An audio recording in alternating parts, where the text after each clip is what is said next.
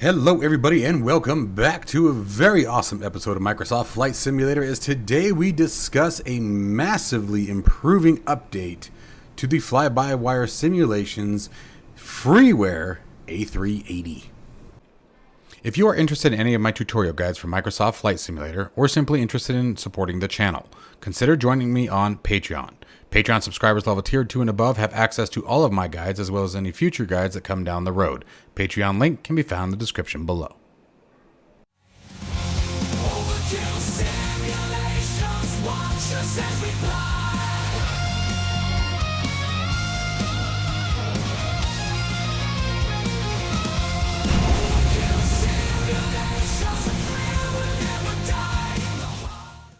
Alright folks, so as you guys are sure are aware now, FlyByWire a while back released the A380X for Microsoft Flight Simulator. Now, to my knowledge, it is still not yet functioning, at least officially, in Microsoft Flight Simulator 2024, but the aircraft was met with quite a few issues, which is to be expected and can't be judged in my personal opinion, given the incredible amount of work that it must take to reproduce this aircraft, and, the fact that, of course, it's free.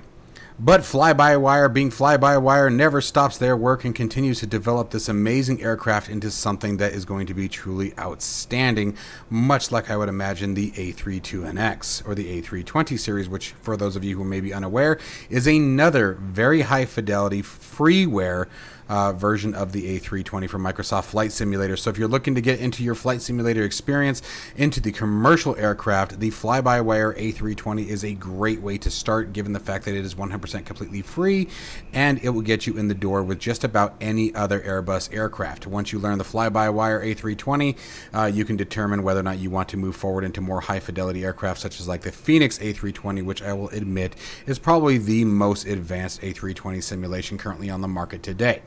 However, again, it is a great stepping stone into that to determine if that's something that you're really wanting to get into without spending any money. It is a fantastic rendition of the A320.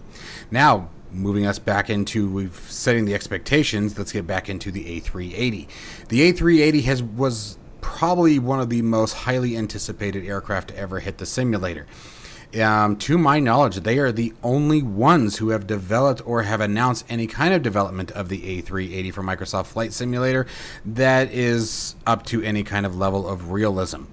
The idea behind FlyByWire is definitely to make a highly authentic version of the aircraft, but they were completely for free. I imagine they operate with donations and things like that, of course, and they have a team that donates their time and efforts to developing this aircraft. I know that it is being vetted by real-world pilots, much like the A320 was, but again, being that it's freeware, time is limited to the developers and those who are a part of it.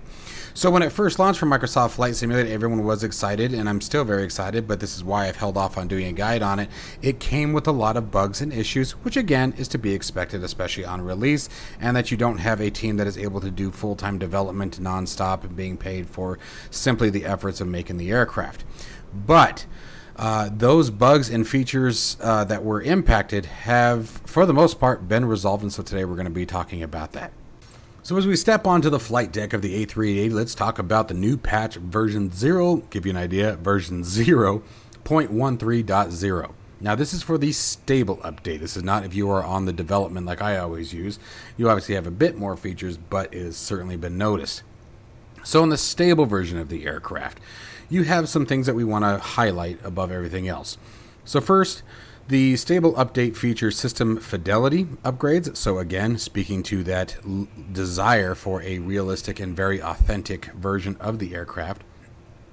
New failure modes, electronic flight bag enhancements, optimized texturing, which is very noticeable in certain areas, especially where certain panels meet. I won't point them out because I don't want people going hunting for that. I want them to enjoy the aircraft, and I don't want things like that tainting it. So if you know, you know. But a lot of texturing and seals and things like that have been improved and were very much so noticed, as I did in my walkthrough this morning after updating. Enhanced visuals and more precise hydraulic and engine behavior, and a long list of bug fixes, and let me tell you, they are not kidding. Focusing on the highlights, the FCU has had an overhaul featuring better LS auto selection on localizer mode for better approach captures. The barrel knob now mirrors the real-world operations, including push for standard and pull for barrel. That one was actually kind of a frustrating one. I was sort of shocked that wasn't in there by default. As well as a new metric altitude button to simplify transition between units. So, for example, hectopascals to inches as we use here in the United States. The PFD and navigation display brightness behavior has been refined and cleaned up to prevent memory leaks. That was another one that was causing crashes. And V1 and top of descent callouts, or touchdowns, not top of descent, touchdown callouts have been added to enhance the awareness during takeoff and descent. The electronic flight bag is another one that received some pretty significant updates. The electronic flight bag has been updated with cabin lighting controls integrated into the EFB quick settings. Pop-up logic now requires telex consent to prevent inadvertent data transfer.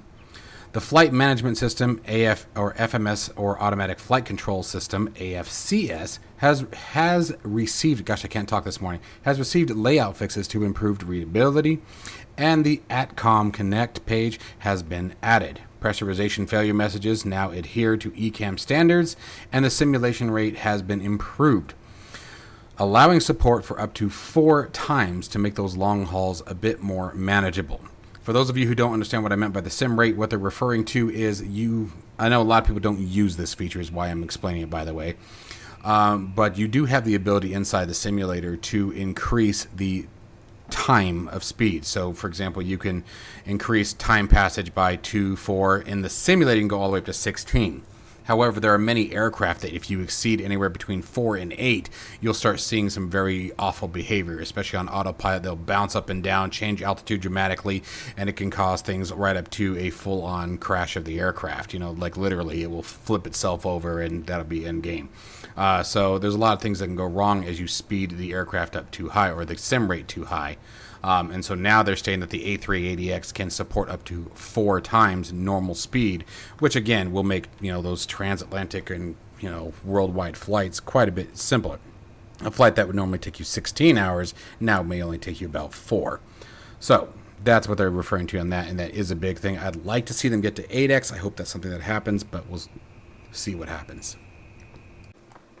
Optimized 4K textures have been implemented to reduce memory overhead while still adding crispness to the model, and that is very, very apparent. Again, if you know, you know. I'm not going to point out the faults where they used to exist because, again, I'm not trying to shoot anything out.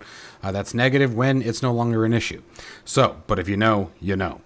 Cockpit ambient lighting has been improved, as has the addition of logo light functionality, and wing flex adjustments have been made to provide a more natural tip up, bend up during high load maneuvers. So, for example, takeoff under lift, drag under descent, things of that nature.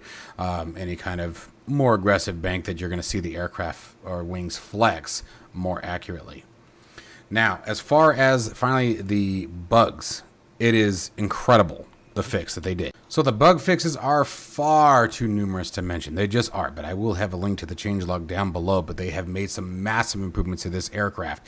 I took it for a quick flight this morning just from Phoenix to LA, which is where we are right now. I wanted to make sure that everything was functioning as beautifully as it could be, and I will say that the overall experience in flying this aircraft have been greatly enhanced.